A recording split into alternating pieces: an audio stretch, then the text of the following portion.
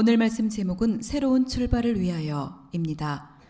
그런즉 누구든지 그리스도 안에 있으면 새로운 피조물이라 이전 것은 지나갔으니 보라 새 것이 되었도다. 아멘. 아멘. 우리 같이 다시 한번 선포할까요? 시작. 그런즉 누구든지 그리스도 안에 있으면 새로운 피조물이라 이전 것은 지나갔으니 보라 새 것이 되었도다. 아멘.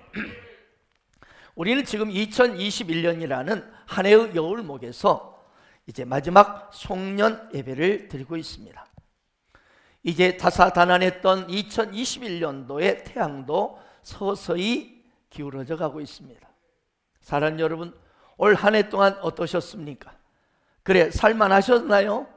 아니면 조금은 힘드셨나요? 그런데 중요한 것은 뭐냐? 이 모든 것들이 이제는 다 지나가고 있다는 사실입니다.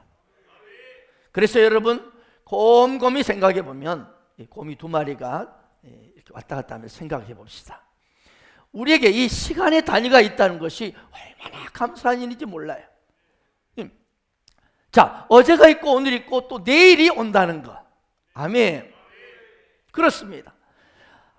오늘 이 달이 있고 또 다음 달이 온다는 것. 봄이 있고 여름이 있고 가을이 있고 겨울이 있다는 것. 아멘. 또한 올해가 있을 뿐만 아니라 새로운 새해가 다가오고 있다는 것. 이것이 얼마나 감사한 일인지요. 만약에 시간 단위가 없다고 생각해 보세요. 자, 어제나 오늘이나 내일이나 똑같아요. 아니, 모레가 없어요. 아예 구별이 없이 오늘이 계속 오늘만 계속 되는 거예요. 그저 그렇게 살아가는 거예요. 해가 뜨고 해가 지고 그것밖에 없어요. 올해도 없고 내년도 없어요. 기다림도 없어요. 여러분, 어떻습니까? 상상만 해도 끔찍하지 않습니까? 그러나 감사히도 하나님께서는 우리에게 어제와 오늘을 주셨을 뿐만 아니라 바로 또 새로운 내일을 주신다는 거죠. 새로운 한 주간을 주신다는 거예요. 새로운 계절을 주신다는 거예요. 여러분, 겨울만 계속 된다고 했어요. 정말 짜증나지 않겠습니까? 그런데 새로운 또 봄을 주신다는 거예요. 작년과 올해 그리고 내년 따로따로 이렇게 시간을 구별하셔서 우리에게 이렇게 시간을 허락해 주셨습니다. 참 감사합니다. 그러면 하나님께서 왜 이처럼 시간의 단위를 구별해서 우리에게 주셨을까요? 물론 여러 가지 이유가 있겠죠. 하지만 그 중에서도 가장 중요한 이유는 저와 여러분에게 다시 새롭게 출발할 수 있는 그런 새로운 기회를 주시기 위함인 줄로 믿습니다. 여러분, 우리 모두는 새로운 출발을 해야 될 새로운 출발이 필요한 존재들입니다. 아멘입니까? 왜 그렇습니까? 우리는 자주자주 실패하기 때문에, 자주자주 넘어지기 때문에. 뉘라서 실패하지 않을 수 있겠습니까? 뉘라서 넘어지지 않는 사람이 어디 있습니까? 우리는 때로는 사업에 실패합니다. 직장에서도 어떨 때는 세상에 실패하고 잘립니다. 어떨 때는 우리는 때로는 인간관계 속에서 실패합니다. 부부관계도 그렇습니다. 부모관계도 그렇습니다. 형제지간에도 좀 더 화목하게 우애 있게 지내야 했는데 그렇지 못할 때가 많습니다. 직장 동료들과 이웃들과 특별히 우리 셀 가족들끼리 좀 더 화목하게 보내야 되는데 우리는 그러지 못할 때가 있지 않습니까? 이렇게 우리는 실패합니다. 또한 우리는 영적으로도 실패할 때가 많습니다. 자, 이 우리가 돌아보면 2021년을 시작하면서 그래, 매일 성경 10장 읽기 그리고 매일 1시간 기도에 성공하리라 우리를 그렇게 마음먹었습니다. 계획했습니다. 하지만 나도 모르게 어느덧 그런 현장을 잃어버리고 나태해져 있는 내 모습을 발견하는 거예요. 이렇게 연말이 되니까 후회가 되는 거예요. 내가 왜 이렇게 한 해를 보냈지? 내 신앙은 왜 이렇게 또한 성장하지 않고 제자리일까? 우리는 이렇게 영적으로 실패할 때가 있습니다. 심지어는 우리 자매들이요, 음식 조절에 실패를 합니다. 내가 이번에는 좀 더 날씬해져 보리라 결단하고 그렇게 다이어트를 하고 별 다이어트를 하고 했지만 오늘날 보니 더 넓어져 있습니다. 실패합니다.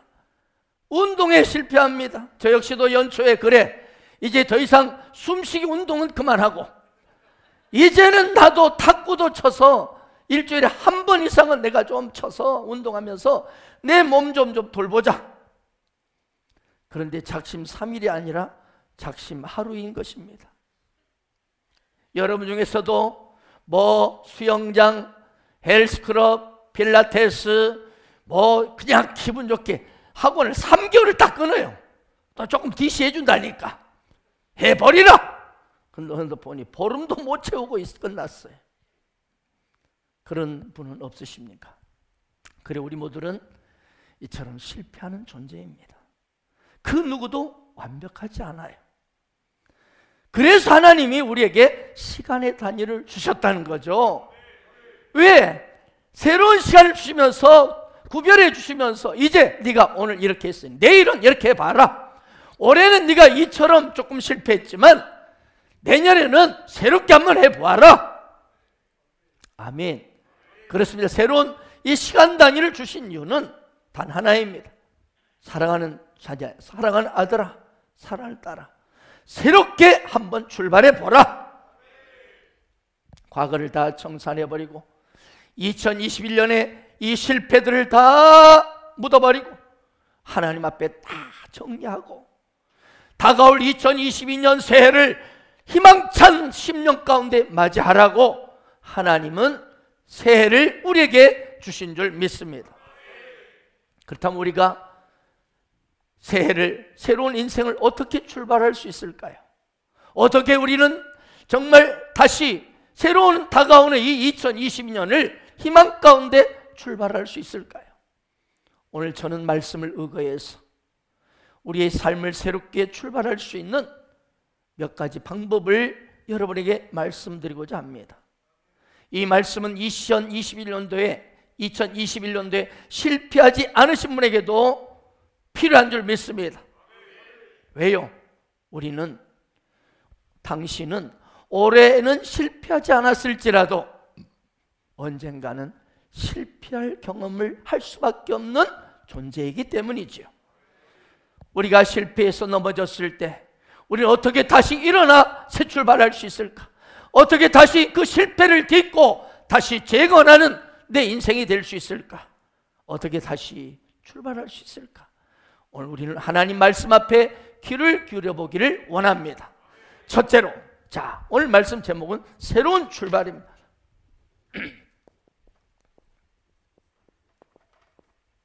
뉴 스타트입니다. 뉴 스타트. 사랑하는 여러분, 새로운 출발을 위해서는 첫째, 자신의 실패에 대한 책임을 스스로 인정하는 것입니다. 내가 잘못한, 내가 실패한 그 책임을 먼저 인정하세요. 여러분, 아담과 하와를 기억하십니까?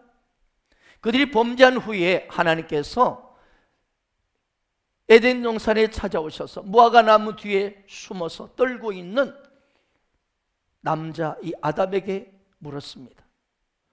왜 남자에게 물었을까요? 실패는 누가 실제 했어요? 하와가 했어요. 여자가 먼저 따먹었는데 하나님 불공평하지 않습니까? 아니에요.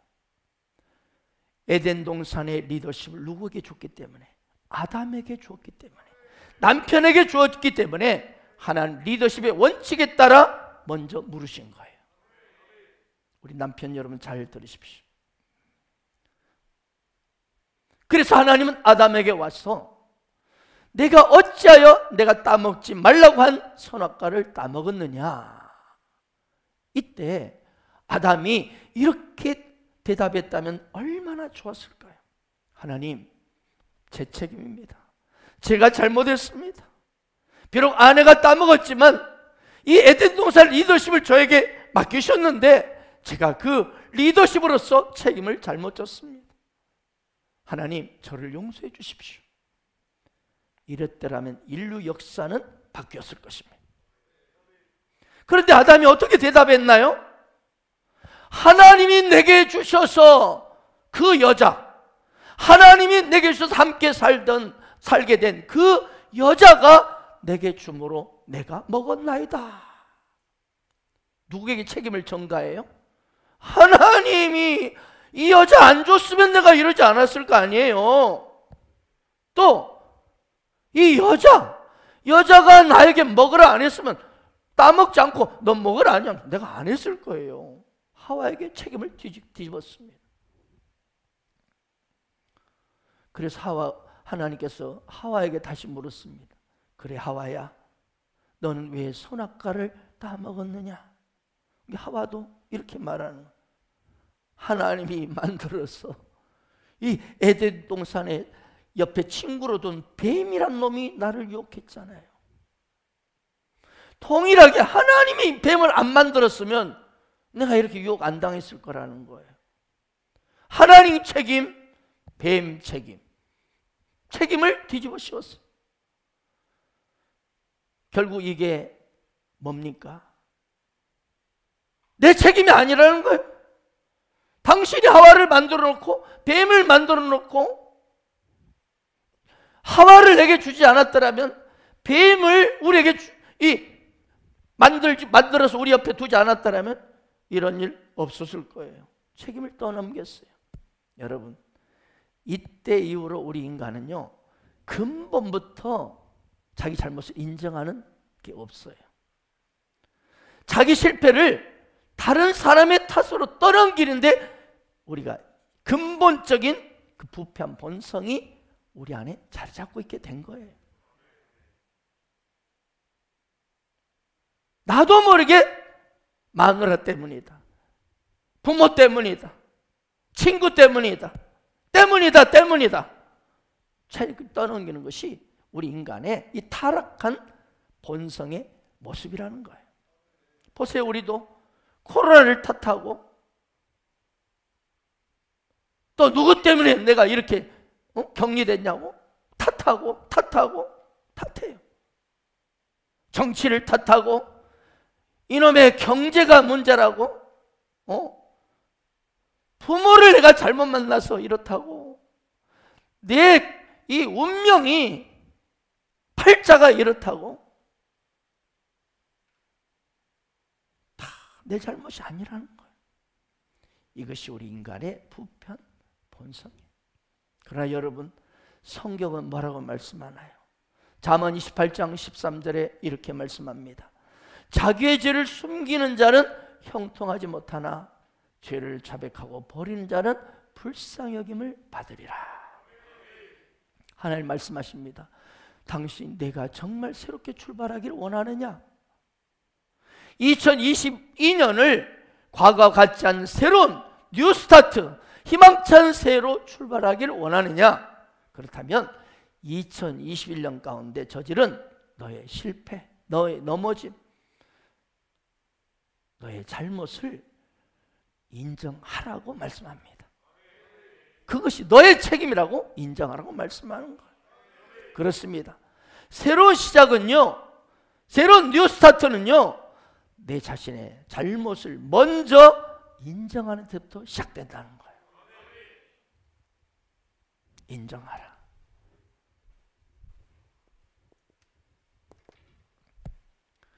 미국에 유명한 대학 농구단이 있습니다. UCLA라고 유명합니다. 요즘도 이 농구팀이 아주 기사에 올라옵니다. 근데 한 번은 이 농구팀이 결승에서 이제 결승에 올라가서 시합을 했습니다. 그런데 그 결승전에서 역시 이 농구팀이 탁월한지라 그냥 원래 4쿼터를 하거든요. 농구에 4쿼터가 있어요. 그런데 3쿼터까지 무려 상대팀에 11점을 앞서고 있었어요. 이건 보나마나 이긴 거예요. 이제 마지막 한 쿼터가 남았어요. 이 마지막 쿼터에서 11점을 따라잡는다, 이건 쉽지 않는 일이거든요. 그 상대팀은 또 꽤 유명한 노틀담 팀이었습니다. 그래서 마지막 이 4쿼터에서 이 UCLA 감독이 수비작전을 펼칩니다. 이제 11점을 지키는 수비작전. 공격을 안 하고 수비에만 집중했는데 그만 팀이 져버린 거예요. 마지막 1초 남길 때 쐈는데, 3점 슛을 쐈는데 그것이 들어가는 바람에 1점 차로 역전되고 말았어요. 열성적으로 응원하던 이 UCLA 팀 이 팬들이 난리가 난 거예요. 난리가 나. 얼마나 열받았을까. 야유를 하고 막 병을 던지고 먹던 이 피자고 빵이고 막 던지고 난리가 났어. 진정이 되지 않았어. 그때 TV 스포츠 뉴스 기자가 UCLA 감독에게 인터뷰를 했어요. 그런데 이 감독이 마이크를 잡았습니다.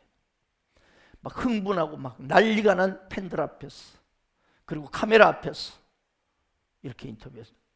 여러분, 저를 비난하십시오. 저 선수들이 아니라 모든 것이 제 책임입니다. 그 당시 감독 이름이 존 루턴이었습니다. 여러분, 저를 비난하십시오. 모든 것이 제가 작전을 잘못 짜서 이렇게 됐습니다. 다 제 잘못입니다. 딱 말하고 걸어나갔어요. 한순간 장내가 조용해져 버렸어요. 내 잘못이라고 하는데 뭘 하겠어요. 그렇게 흥분했던 관중들이 이제 하나둘씩 그 경기장을 뿔뿔이 떠났습니다. 그 다음날 스포츠 뉴스 헤드라인에 대문짝 같은 제목으로 쫙 실렸습니다. 진정한 승자 존 루턴. 진정한 승자 존 루턴. 그는 분명히 어젯밤에 게임에서 졌어요. 그의 잘못된 작전으로 졌어요. 그러나 스포츠 뉴스에서는 그를 진정한 승자라고 얘기한 거예요. 그리고 그 밑에 부제가 이렇게 실려 있었습니다. 그 이유가 무엇인가? 그는 실패를 인정할 줄 아는 사람이었다. 사랑 여러분, 실패를 인정하는 것, 그거 부끄러운 일이 아니에요. 내 죄를 인정하는 것, 내 잘못을 인정하는 것, 이것을 하나님 앞에 솔직히 아뢰는 것은 결코 잘못된 일이 아니에요. 부끄러운 일이 아니에요. 왜죠? 우리는 모두가 완전할 수 없기 때문입니다. 주여, 우린 연약합니다. 우린 오늘을 힘겨워 합니다. 주 뜻 이루며 살기에 부족합니다. 우린 연약합니다. 주여, 우린 넘어집니다.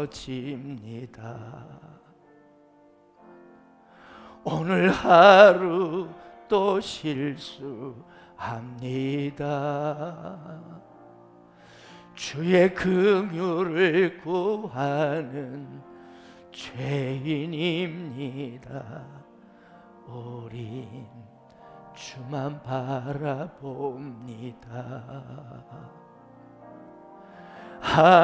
한없는 주님의 은혜 온 세상 위에 넘칩니다. 가릴 수 없는 주 영광 온 땅 위에 충만합니다. 주님만이 길이오니 주님 그 길 따라갑니다. 그날에 우릴 이루시 주는 완전합니다. 그날에 우리는 완전해질 것입니다. 지금은 연약합니다. 넘어집니다.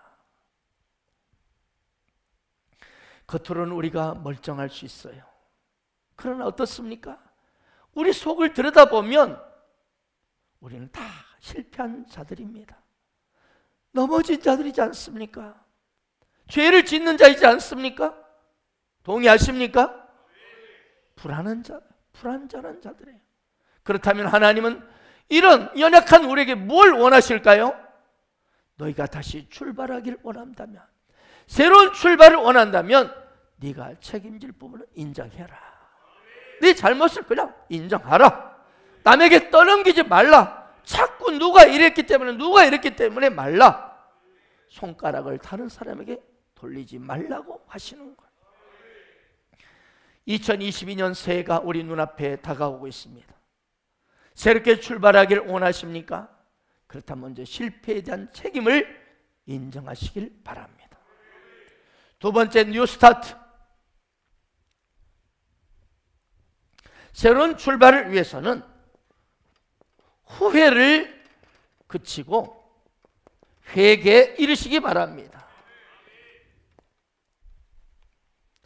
후회를 그치고 회개하세요. 여러분, 후회와 회개의 차이점 아세요? 이 후회와 회개는 공통점이 있어요.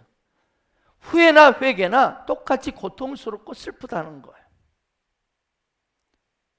후회도 고통이 있고 슬픔이 있죠. 회개도 고통이 있고 슬픔이 있어요. 그런데 중요한 차이가 있어요. 그게 뭘까요? 후회는 고통 속에 슬퍼하긴 하지만 슬퍼하면서 그 자리에 그냥 주저앉아 있는 거예요. 슬퍼하는 가운데 그냥 있는 거예요. 괴로워하는 거예요. 너무너무 고통스러워. 너무너무 힘들어. 너무너무 슬퍼. 내가 왜 그 짓을 했지? 왜 내가 그때 사인을 해버렸지? 도장 찍는 게 아닌데? 그렇게 평생을 고통하고 슬퍼하다가 그냥 무덤에 들어가는 거예요. 이것이 후회예요. 그런데 회개는 어떤 건지 아세요? 잘못이나 범죄한 것에 대해서 고통스러워하며 슬퍼합니다. 그날 내가 도장 찍는 거 아니었어. 그때 내가 그 짓을 한 게 아니었어. 그때 내가 그 말을 한 게 아니었어. 그렇게 고통스러워 슬퍼합니다. 그런데 거기서 끝나지 않아요. 회개는 거기서 끝나는 것이 아니라 일어나서 방향을 돌이키는 거예요. 아멘. 마음을 바꾸는 거예요. 제가 여러 차례 말씀드렸죠. 성경에 나타나는 이 회개란 뭐냐? 단지 고통 합수하고 슬퍼하고 눈물만 흘리는 게 회개가 아니에요. 헬라어 언어로 메타노이아입니다. 메타노이아. 방향을 바꾸는 거예요. 마음을 바꾸는 거예요. 그 자리에 머물러 있는 게 아니에요. 그저 고통스러워 슬퍼하며 그 자리에 주저앉아 있는 게 아니에요. 일어나서 마음을 바꾸고 삶의 방향을 바꾸고 새롭게 나아가는 거예요. 이것이 회개예요. 유턴하는 거예요. 고린도후서 7장 10절에 한번 보십시오. 하나님의 뜻대로 하는 근심은 후회할 것이 없는 구원에 이르게 하는 회개를 이루는 것이요, 세상 근심은 사망을 이루는 것이니라. 여기 두 가지 근심이 나오고 있죠. 어떤 근심이? 첫째는 하나님 뜻대로 하는 근심이 하나 있습니다. 또 하나는 세상 근심이 있습니다. 사실 그냥 근심이라고만 이렇게 번역이 되어 있는데 한글은 영어 원문에 보면은요, 이 근심이 sorrow,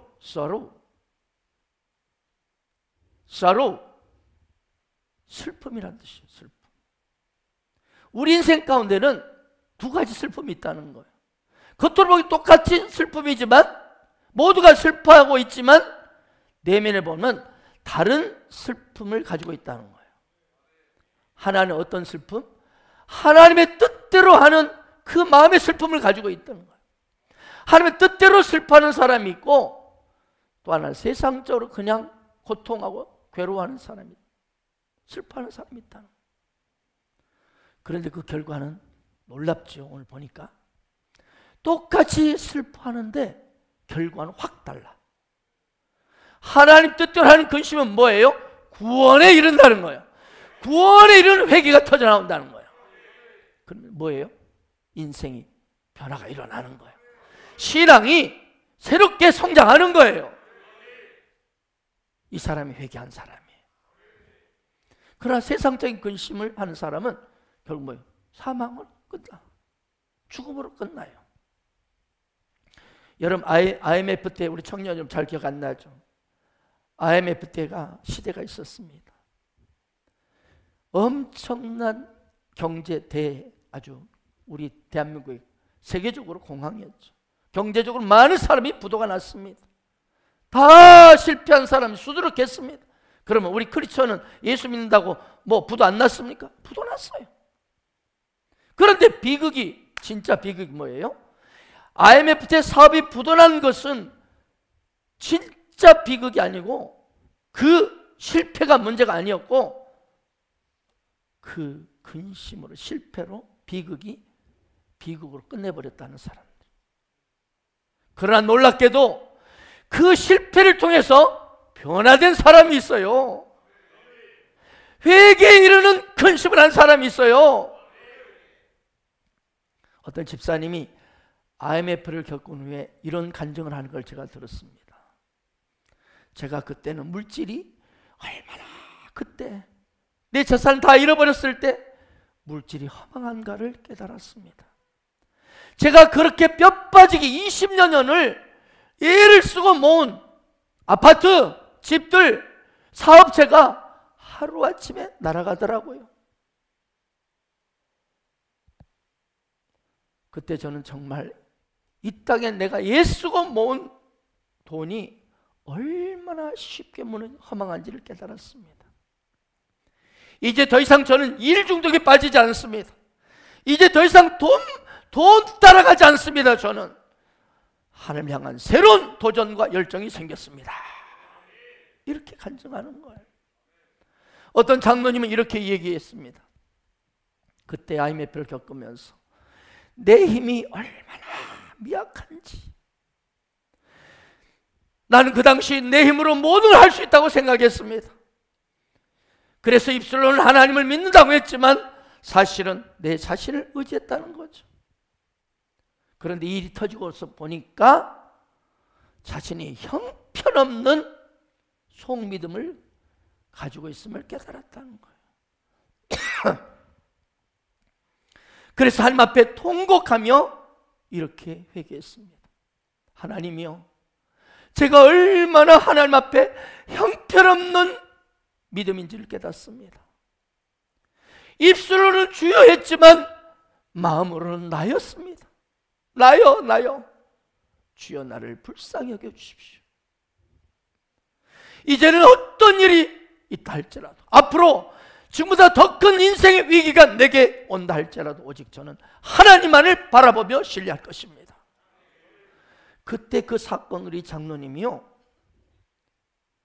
보통 한 달에 한 두세 번 새벽 제단을 쌓던 이 장로님이 매일매일 우선순위를 하나님께 둡니다. 매일매일 첫 시간을, 하루를 하나님께 올려드립니다. 정말 신실한 장로님, 그리고 많은 성도들의 귀감이 되는 장로님이 되셨습니다. 물론 그의 사업장은 다시 일어났습니다. 그렇습니다. 이분들은 경제적인 실패도 불구하고 그 실패를 하나님이 아까 말씀처럼 하나님의 뜻대로 하는 근심으로 회개에 이르렀던 것이에요. 아멘. IMF 기간에 많은 사람들이 세상 염려, 경제 문제로 막 괴로운 너무 많았습니다. 여러분 기억하십니까? 그때 얼마나 많은 사람이 자살했는지 몰라요. 부산의 대표적인 백화점 그 사장이 그냥 그 건물에서 뛰어내려 죽었어요. 두산그룹의 이 박용호 회장, 그분도 서울대병원에 너무 힘들어가지고 몸이 힘들어가지고 고통 근심 때문에 입원해서 거기서 그냥 그걸 견디지 못하고 자살했어요. 목매어서. 여러분, 이것이 후회와 회개의 차이입니다. 그 당시 어떤 사람은 내 자신이 너무 고통스럽다고 자식이고 마누라 필요 없이 다 가출한 남자들이 많았습니다. 노숙자들이 어마어마하게 증가했습니다. 생을 포기하고 방탕하게 사는 사람 한둘이 아니었습니다. 왜 그랬을까? 그들은 회개에 이르지 아니하고 자기의 실패에 대해서 후회하는데 멈췄기 때문입니다. 후회하는데. 여러분, 실패하셨나요? 죄를 지으셨나요? 하나님 앞에 잘못을 범하셨나요? 그렇다면 후회에 그치지 않기를 바랍니다. 오늘 2021년 마지막 송년주일을 하나님 앞에 드리면서 오늘부로 과거에 지은 모든 나의 잘못, 실패에 대한 후회를 그만두세요. 후회하는 걸로만 멈추지 마세요. 왜요? 우리는 모두 실패할 수밖에 없는 존재이기 때문에. 실패 자체가 중요한 게 아니라는 거니까요. 문제는 그 실패에 대해서 내가 하나님의 뜻대로 하는 근심인지 세상을 향한 근심인지, 이게 문제입니다. 지난 2021 한 해 당신에게 무슨 실패를 했던지 간에 도덕적으로 윤리적으로 실패했습니까? 영적으로 실패했습니까? 경제적으로 가정적으로 실패했습니까? It's okay. It's okay. 괜찮습니다. 여러분, 상관없어요. 왜죠? 하나님께서 우리에게 저지른 실패의 종류, 실패의 크기를 결코 따지지 않기 때문입니다. 중요한 것은 우리가 그 실패에 대한 태도, 후회로 그치는가 아니면 참으로 회개에 이르는가, 거기에 있는 것입니다.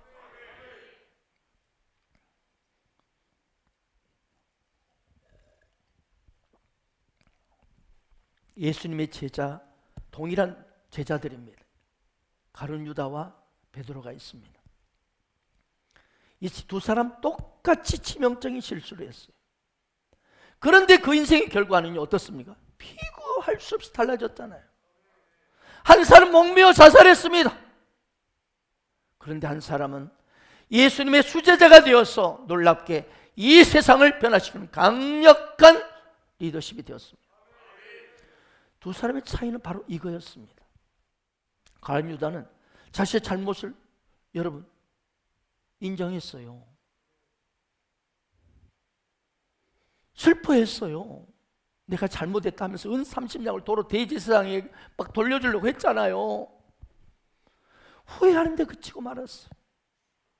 그걸로 끝났어요. 그리고 세상 근심으로, 죽음으로, 사망으로 달려가 버렸어요. 그러나 베드로는 자신의 잘못을 슬퍼하고 후회하는 걸 넘어서서 회개하였습니다. 회개에 이르렀습니다. 자, 보십시오. 갈릴리 디비라 바닷가에 그가 헛구물질하고 있습니다. 마음이 심란해서 그때 부활의 주님이 다가오셨어요. 그리고 베드로에게 물으셨습니다. 네가 나를 사랑하느냐? 시몬아, 네가 나를 사랑하느냐? 그런데 이 헬라 원어 성경을 보면은요, 이 사랑이요, 네가, 이 아가페 사랑, 네가 아가페 사랑으로 나를 사랑하느냐, 이 말이에요. 여러분, 아가페 사랑이 뭔지 아시죠? 아가페 사랑은 자신의 생명을 내어주는 무조건적인 사랑입니다. 그때 베드로가 이렇게 대답합니다. 제가 필레오의 사랑으로 주님을 사랑합니다. 여러분, 필레오는 내가 원해서 하는 사랑, 이기적인 사랑입니다. 인간적인 사랑입니다. 이렇게 다르게 언어를 사용했어요. 그때 다시 주님이 물으셨어요. 다시, 시몬아, 아가페 사랑으로 나를 사랑하느냐? 그러자 베드로가 다시 대답합니다. 필레오의 사랑으로 주님 사랑합니다. 그런데 마지막 세 번째, 이제 주님이 질문을 바꾸십니다. 그래, 네가 아가페가 아니라 필레오의 사랑으로 나를 사랑하느냐? 네, 제가 필레오의 사랑으로 주님을 사랑합니다. 마치 베드로는 이렇게 말하는 것 같습니다. 주님, 제가 이 정도밖에 안 됩니다. 이 빌레오의 사랑밖에 못하는 존재입니다. 이런 이기적인 사랑의 존재입니다. 그 정도로밖에 주님을 사랑하지 못하는 이 사람입니다. 그걸 당신이 아시지 않습니까? 뭐예요? 베드로는 변한 거예요. 옛날 같으면 전 아가페 사랑으로, 무조건 사랑으로 다 주님 사랑합니다, 그렇게 큰 소리 쳤을 거예요. 그의 과거의 이 행적을 돌아보면 그랬잖아요. 저놈들은 다 도망쳐도 나는 주님과 함께 죽으면 죽을지언정 절대 나는 도망 안 가요. 저놈들하고는 차원이 달라요. 큰 소리 쳤습니다. 또 그냥 예수를 붙잡으러 오니까 그냥 칼을 들고 제사장의 종 말고의 귀를 쳐버리고 막 설치던 베드로, 자신만만한 베드로. 그런데 변했어요. 평소 같으면 저도 아가페 사랑으로 주님 사랑합니다, 그렇게 큰 소리 쳤을 건데 지금 이렇게 말하고 있는 거예요. 주님, 당신이 아시잖아요. 제 못난 모습 아시잖아요. 저는 이 빌레오 사랑밖에 못하는 이 정도의 사람입니다. 여러분, 회개가 일어난 거예요. 회개가 마음이 바꿔진 거예요. 방향이 돌려진 거예요. 그때 주님이 뭐라 하십니까? 시몬아, 내 양을 먹여라.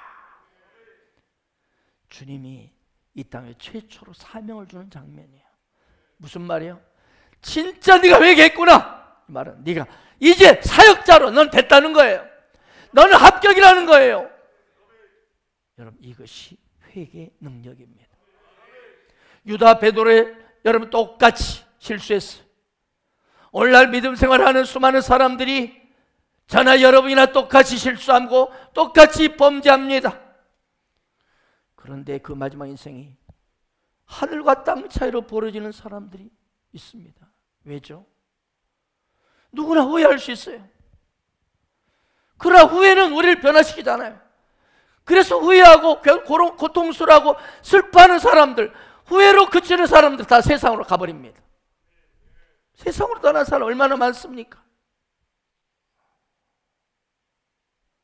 사랑하는 여러분, 지난날 한 해를 잘못을 이제 우리가 인정하고 회개에 이르십시오. 그걸로 고통스러워 슬퍼하는 정도가 아니라 마음을 바꾸세요. 아멘. 새로운 새해, 정말 새 출발하기를 원하십니까? 그렇다면 후회에 머무르지 마시고 회개에 이르기를 주의 이름으로 축복합니다. 주님, 이제 제 인생의 방향을 바꾸겠습니다. 이제 마음을 바꾸겠습니다. 이제 새로운 가치관으로 나아가겠습니다. 나의 이 말 습관을 바꾸겠습니다. 제 물질 사용을 바꾸겠습니다. 가장 먼저 제 시간을 먼저 주님께 첫 시간을 드리겠습니다.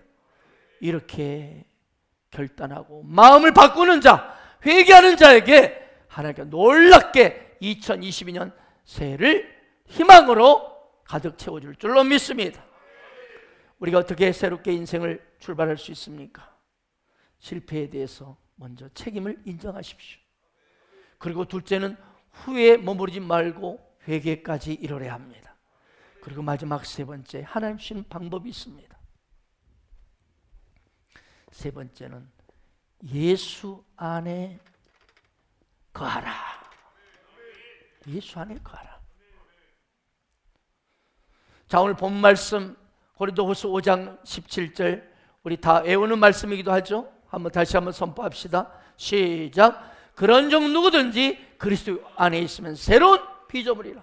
이전 것은 지나갔으니 보라, 새 것이 되었도다. 아멘. 여기에 놀라운 말씀이 기록되어 있죠. 뭐요? 이전 것은 지나갔다. 그리고 너는 새 것이 되었다. 여러분, 2021년도 마지막 이 송년주일을 보내면서 이 말씀이 얼마나 우리에게 합당한 말씀인지 모릅니다. 우리의 소원인 줄 믿습니다.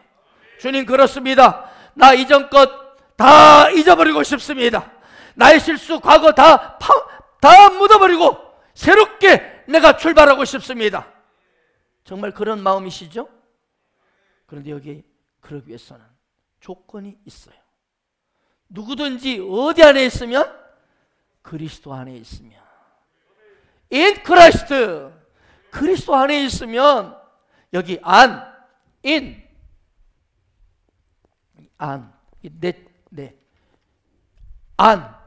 여기 우리 한글 번역에는 그냥 안이라고 이렇게 했지만, 그러나 이 안이라는 의미를 실제 헬라어로 들어가 보면 두 가지 의미가 있어요. 자, 그래서 우리는 이것을 잘 알고 우리가 있어야 진짜 축복의 삶을 살 수 있어요. 첫째, 이 안, 그리스도 예수 안에 있다는 이 뜻은 첫 번째 의미는 뭐냐? 예수 그리스도께서 이 땅에 오셔서 이루신 완벽한, 완성된 의미로서의 그리스도 안에입니다. 즉 엔 그리스도입니다. 즉 예수 그리스도께서 이 땅에 오셔서 이루신 완벽한 그 상황 안에 있는 안입니다. 또 하나는 지금도 진행 중인 바로 의미로서의 안입니다. ing, 진행되고 있어요. 지금도. 이렇게 두 가지입니다. 여러분 지난 금요 성령 집회 때 제가 말씀드린 거 기억나신지 모르겠어요. 굉장히 중요한 신학적인 아주 핵심이 되는 키, 사상, 그게 뭐라고 그랬죠? Already but not yet. 아멘. 굉장히 중요합니다. 무슨 말이냐? 우리의 구원은 이미 이루어졌다. Already. 그리스도 예수 안에서 우리는 이미 모든 것을 다 이루었다. 모든 걸 우리에게 주셨다. 모든 것이 이루어졌다. 아멘. 우리의 그리스도 안에 있는 우리의 모든 영생, 천국, 축복, 부요, 건강, 그리고 승리, 이 모든 것을 이미 already 이미 우리는 얻었어요. 그러나 but not yet. 아직 완전히 이루어지지 않고 이루어져 가고 있다. 무슨 말이냐? 이것은 이 땅에서 우리가 완벽히 다 모든 것을 다 그분 안에서 영원한 승리와 축복, 부요함이 이미 내 것이 되었지만 그것을 실제 삶에서 하나씩 하나씩 믿음으로, 아직 이루어지지 않는 영역을 믿음으로 이루어 가는 거예요. 지금 믿음으로 이루어 가는 거예요. 그 영역을, 그 땅을 차지해 가는 거예요. 아멘. 이걸 신분적인 구원과 바로 과정의 구원이라고 말하죠. already는 신분적 구원이고 but not yet은 과정의 구원. 이걸 바로 유명한 성화라고 하죠. 거룩히 돼간다 이 말이에요. 거룩히 돼간다. 성화. 오늘 성경은 말씀합니다. 그리스도 예수 안에 있으면 누구든지 everybody, 여기 별의별 사람 다 들어가요. 못난 놈, 잘난 놈, 뭐 전과 17번, 20번, 뭐 선한 사람, 착한 사람, 나쁜 놈, 욕한 사람. 그러나 그리스도에서는 새로운 피조물이라. 이전을 지나갔으니 보라 새 것이 되었도다. 여러분, 그러므로 우리가 실제 새로운 피조물로서의 그 축복을 마음껏 누리기 위해서는 여러분 믿어야 합니다. 그리스도 예수 안에 있는 나는 already 이미 예수님이 이루신 모든 일, 그분의 아름다운 사랑, 그분의 아름다운 죄 용서, 그분의 나를 향한 절대 의인, 승리, 부요, 축복, 건강이 다 내 것이 되었다. 이것을 인정하고 믿으세요.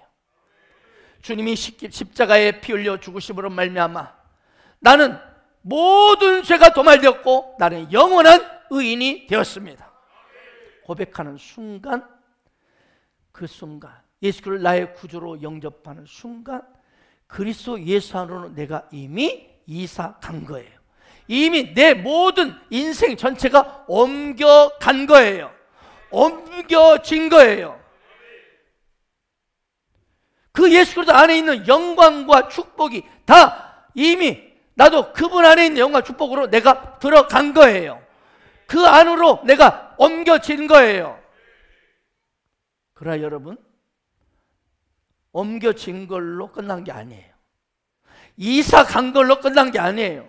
여러분, 우리가 집을 사잖아요. 집을 사면 등기소에 가서 등기부 등본을 다 올립니다. 그래서 내 집이 되었어요. 신분적으로 법적으로 내 집이에요. 그러나 내가 거기서 살지 않으면 꽝이에요. 80평 아파트를 내가 가지고 있어요. 내 거예요. 법적으로 내 권리예요. 내 소유예요. 그런데 80 아파트에 들어가 살지 않고 원룸에서 살고 있으면 그렇게 살아야 돼. 오늘날 크리스천들이 이런 사람이 많다는 거죠. 실제적으로 내 집이 아니잖아요. 거기 살지 않으면 그 80평이 주는 엄청난 자유와 평안, 축복을 누리지 못하고 나는 원룸 인생으로 그냥 사는 거예요. 마찬가지 원리입니다. 오늘날 얼마나 많은 그리스도인들이 예수 그리스도를 믿음으로 신분적으로 법적으로 그리스도 예수 안으로 이사 갔습니다. 그분 안으로 옮겨졌습니다. 하지만 그걸 믿지 못해서 그리스도 예수 안에는 그 놀라운 자유와 평안, 승리, 부유함을 누리지 못하며 사는 사람이 얼마나 많은지요. 왜 당신은 삶 가운데 변화가 없습니까? 왜 당신은 신앙이 성장하지 못하고 있습니까? 왜 당신은 새롭게 시작하지 못하고 있습니까? 그리스도 예수 안에 법적인 자격과 신분을 가졌지만 이사도 했고 다 짐도 옮겼지만 내가 거기서 살고 있지 않기 때문에 믿지 못하기 때문에 누구든지 하라고 했어요. Everybody, 누구든지 그리스도 안에 있으면 새로운 피조물이라. 법적으로, 신분적으로, 위치적으로 완전히 뉴 크리에이션이에요. 아멘. 새로운 피조물. 그러므로 2021년도에 누구든지 2021년 도둑질을 했든지 간음을 했든지 살인을 저질렀든지 재산을 다 까먹었든지 이혼을 했든지 가정에서 잘못했든지 누구든지 whosoever 상관없다. 누구든지 그리스도 예수 안에 있으면 너는 새로운 피조물이 될 것이다 아니라 되었다. 누리라는 거예요. 누리라. 믿음으로 차지하라는 거예요. 믿음으로 그 행복을 마음껏 누리기를 원하는 거예요. 어느 교회에서 한 자매가 열심히 교회 생활을 해요. 교회 봉사도 얼마나 열심인지 헌금도 그렇게 꼬박꼬박 잘해요. 예배 시간이면 앞자리에 딱 앉아서 목사님 말하면 아멘 아멘 아멘도 잘해요. 그런데 그 자매의 얼굴에는 늘 근심 수심이 가득해. 그리고 기도할 때 보면 막 눈물로 기도를 해. 하루는 그래서 목사님이 이 자매를 불러놓고 물었어요. 자매님, 은혜를 받으면 하나님이 기쁨을 주셔서 얼굴이 해처럼 환해지고 생활도 밝아지고 그렇게 기쁨이 넘치는데 자매님은 왜 그렇게 어둡습니까? 그리고 기도할 때는 왜 자꾸 눈물을 흘립니까? 라고 물어보셨어요. 자매가 목사님에 대답했습니다. 목사님, 제가 과거에 용서받지 못할 죄를 저질렀습니다. 그래서 그 죄를 용서받으려고 이렇게 교회 생활을 열심히 하고 있어요. 기도할 때도 이 죄를 용서해달라고, 주님 이 죄를 용서해달라고 눈물로 기도하는 겁니다. 여러분, 그 자매는 안타깝게도 주님의 놀라운 사죄의 은총, 새로운 피조물의 그 신분을 몰랐던 거예요. 믿지 못했던 거예요. 십자가 그 보혈의 은총을 몰랐던 거예요.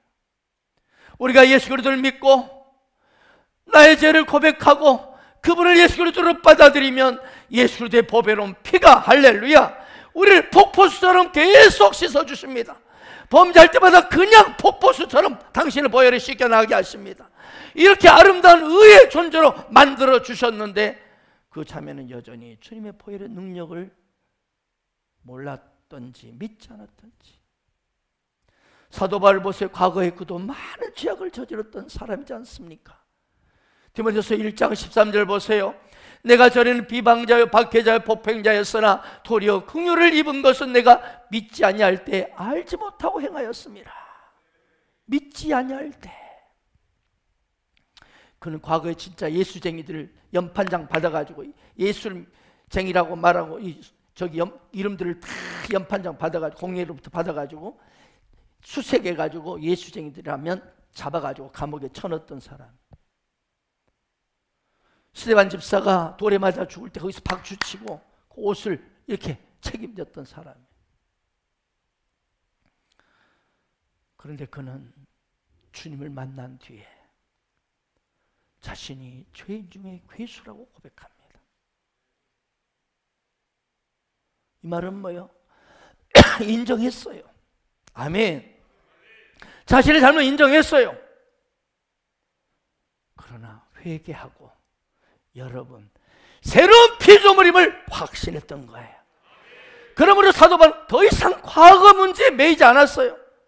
왜냐하면 자신은 하나님의 비교할 수 없는 그 십자가의 그 보혈의 은혜를 알았고 믿었기 때문입니다.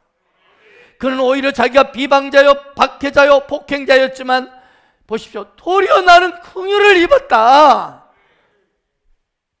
하나님의 긍휼, 그 선하심과 인자하심이 영원하신 그 하나님의 긍휼을 가슴으로 받아들인 거예요. 그래서 예수 그리스도께서 십자가에서 피를 흘리심으로 말미암아 그 피의 능력으로 나는 모든 죄는 다 용서받았고 나는 새로운 피조물이 되었다. 그 사랑과 그 믿음에 그 사랑에 감격하여 오직 나의 달려갈 길과 주 예수께 받은 사명 곧 하나님의 은혜의 복음을 증언함을 마치려면 나의 생명을 조금도 귀한 것으로 여기지 아니하노라. 그 은혜의 복음을 갚기 위해서 생명 걸고 달려갔던 거예요. 사랑하는 우리도 예수 믿기 전에 어땠습니까? 사도 바울처럼 하나님 앞에 도토리 키재기 인생이었습니다. 그러나 이제는 우리가 예수 그리스도를 믿음으로 말미암아 그리스도 안에서 새로운 피조물이 되었습니다.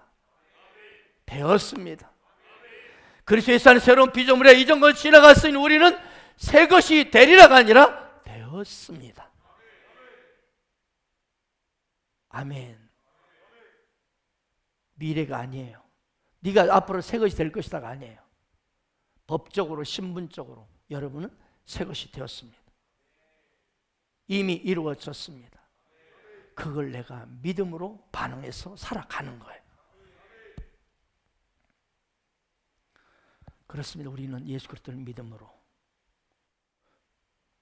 십자가의 그 보혈의 공로 아래서 예수 그리스도의 놀라운 자녀요, 신부요, 하나님의 자녀요, 하나님의 성전이 되었습니다.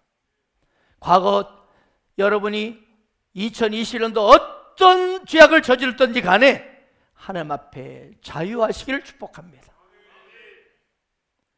성경의 보석 중에 보석이요, 그 빛나는 영롱한 한 점이 로마서 1장 2절 말씀에 다음과 같이 선포합니다. 그러므로 이제 그리스도 예수 안에 있는 자, 즉 예수를 나의 구주로 영접한 자에게는 결코 정죄함이 없나니. 결코란 말은 0.00001%도 너는 정죄가 없다. 이는 왜 그러느냐? 그리스도 예수 안에 있는 생명의 성령의 법이 죄와 사함에 너를 해방하였습니다. 여러분, 그런 걸 우리 그리스도인들은, 예수 믿는 저와 여러분은 과거의 노예가 되지 않기를 축복합니다. 과거에 매있는 생처럼 참 불쌍한 인생 없습니다. 과거에 내가 어렸다, 과거에 어쨌다, 과거에 어쨌다, 과거에 이런 데 했다, 과거에. 그러지 마십시오. 하나님 우리가 잘못을 얘기할 때 어떻게 하신다고 약속하십니까? 너희 죄악을 다시는 기억하지 않으리라. 이 말은 뭐냐면 저 호수 깊은 곳에 너의 죄악을 완전히 던져버리겠다. 게린 콜린스 박사는 이 구절을 이렇게 이야기했습니다. 하나님 우리의 잘못을 우리가 회개할 때 저 호수 깊은 곳에 던져 넣으시고 거기에 붉은 글씨로 팻말을 써붙이신다. 거기에는 내 글자가 새겨져 있다. 내 글자가 뭐냐? 아주 재밌습니다. 낚시 금지.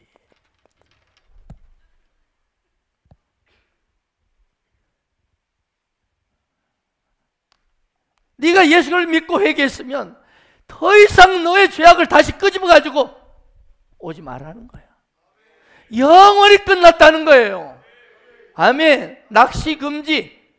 근데 오늘 또 낚시를 한 사람이 있어요. 하나님, 이런 놈, 이런 나. 계속 나의 어떤 허물과 죄악과 잘못된 실패를 계속 낚시질해가지고 끄집어내가지고 하나님께 아뢰는 사람이 있어요. 너 낚시 금지. 또한 어떤 사람은 이렇게 얘기합니다. 목사님, 하나님이 저를 용서하는 것은 제가 믿지만 알지만 저는 저를 용서 못해요. 굉장히 참 훌륭하고 고상한 사람 같지요? 그러나 여러분, 그것은 고상한 게 아니라 아주 불신앙의 말입니다. 왜 그렇습니까? 하나님은 우리의 죄악을 위해서, 용서하시기 위해서 그냥 말로만 보좌에서 딱 좋은 보좌에 편히 앉아가지고 말로만 너의 죄를 용서하노라 그러지 않으셨어요. 실제 그분이 이 땅에 오셔서, 하나님이신 그분이 육신의 몸을 입고 이 땅에 오셔서 실제로 그분은 우리의 모든 죄악을 대신 짊어지시고 그분이 대신 철저하게 심판받으셨습니다. 철저하게 형벌을 받으셨습니다. 온몸이 채찍으로 완전히 갈기갈기 찢기고, 그리고 가시면류관, 손과 발에 못 박히시고 옆구리에 창질만 물과 피를 다 쏟으셨습니다. 그렇습니다. 그렇게 십자가에서 엄청난 대가를 지불하시면서 내가 너의 죄를 용서하노라 라고 선포하신 것입니다. 주님이 그렇게 용서하셨기 때문에 여러분, 당신의 잘못, 과거의 잘못 이제는 떠나보내세요. 잊어버리세요. 시편 103편 12절 보세요. 동이 소에서 먼 것 같이 우리의 죄가를 우리에게서 멀리 옮기셨으며.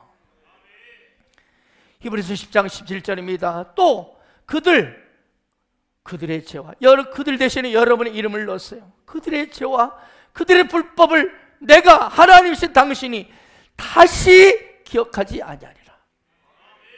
근데 왜 자꾸 기억해내세요? 왜 낚시질 하세요? 따라합시다. 주님이 나를 용서하셨으니 나도 나를 용서하자. 주님이 나를 용서하셨으니 내 옆 사람도 용서하자. 그러나 사탄은 끊임없이 과거라는 것을 들이대며, 과거의 어떤 일을 들이대며 우리를 비수처럼 찌르고 괴롭힙니다. 그때마다 하나님의 진리의 말씀, 생명의 복음으로 물리치세요. 사랑하는 지저스 빌리 가족 여러분, 당신은 누가 뭐래도 새로운 피조물입니다. 완전히 주 안에서 새 것입니다. 이건 여러분이 절대 의인이라는 뜻입니다.